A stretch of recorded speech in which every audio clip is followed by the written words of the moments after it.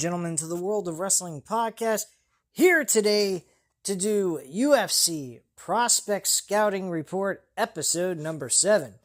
This one's about Navajo Stirling and his performance this past Saturday at UFC 315. My feelings on how he performed, he was underwhelming in my opinion. He does not have... He did not use his hands very well in this fight. Most of the fight, he used his feet to connect with kicks, since it was a little bit safer.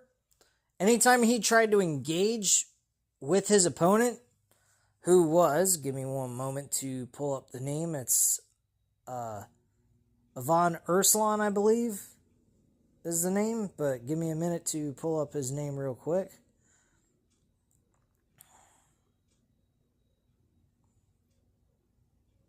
Just one moment. But yeah, while we wait, Navajo Stirling really did not have the capability. Yeah, it's Von Urslan. He had a real hard time trying to connect with his hands. Every time he went in, he would get walloped. I mean, he got hit pretty well in this fight, but he managed to keep the fight distant in most of the fight, which gave him the unanimous decision. He was connecting with kicks to the legs, kicks to the stomach, or to the body, and he also was getting some good shots in with his hands. But the hands, he didn't really... It was more like he was touching them up with the hands. He wasn't really putting any power behind it, any of that, which is a bit concerning to me. I feel as if there is a possibility that he could be a dud and put up against the right matchup, he will get his ass kicked. He is 6'4", I will admit that. He's a very tall dude. He has a long reach. He's in the light heavyweight division. The light heavyweight division isn't as talented as it once was back in the day. I'm not sure. I think there is somebody in the light heavyweight division that could match this guy up and beat his ass. I was not impressed with his performance. He won the fight. I picked him to win. I won $40 off of picking him, which is great, but still at the end of the day, it was nerve-wracking just to watch him fight. When I put a bet on someone, I want to feel comfortable with that bet. And when I watched this fight, I was not comfortable at all. Ivan Urslan, he was definitely in this fight. If this fight could have gone 5 rounds, I think he could have won. I really do. I don't think Navajo Stirling could have won this fight 5 rounds.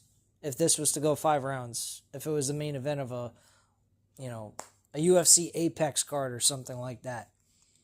I hope there's some improvement with Navajo Stirling. I thought that there was something impressive. He was a strong prospect, but right now his stock, in my opinion, has gone down. And the next fight he has, I don't know. Jalatin Almeida is definitely a talent in his weight class. That thing would beat his ass. I think Alton Almeida would destroy him. And, I'm not impressed with Stirling at all. I don't think he is that guy in the light heavyweight division. And I don't think he's going to be a top-tier talent in this promotion. I think he could possibly make the top 10. I think he's more than capable of doing that, but that's pretty much where he's going to be at for most of his career. Some people would say, well, that's not a bad place to be. Well, okay, great, but why wouldn't you want to be the champion? See, the moment he starts going up to that top tier level, that's when he's going to start having problems, and he's always going to be on the outskirts of the top 5 is what I'm predicting of his career in the UFC. It might be even less than that. I might be giving the guy too much credit for all I know. But yeah, bad outing in my opinion about Navajo Stirling. Don't get me wrong, he did what he felt was necessary to win the fight, and that's what matters. But you gotta have hands in UFC and mixed martial arts altogether. If you ain't got hands, you're fucked. You're basically handicapped. You might as well be a one-legged man. That's really where it's at that point. If you can't punch, you can't knock a guy down, knock him out at least, knock him down at least, or knock him out, then you got problems. And that's a huge issue. The fight before that, this was his second fight actually. His first fight was against Tokos.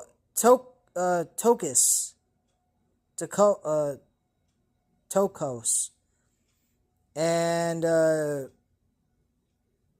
this guy, his first opponent was 0-1 when they faced each other. But he faced Omar Sy. I think even Omar Sy would demolish Navajo Stirling. I think Omar Sy would destroy this motherfucker. He'd fucking kill him. Yeah, I'm not impressed with Navajo Stirling. I'm sorry, guys. This guy is...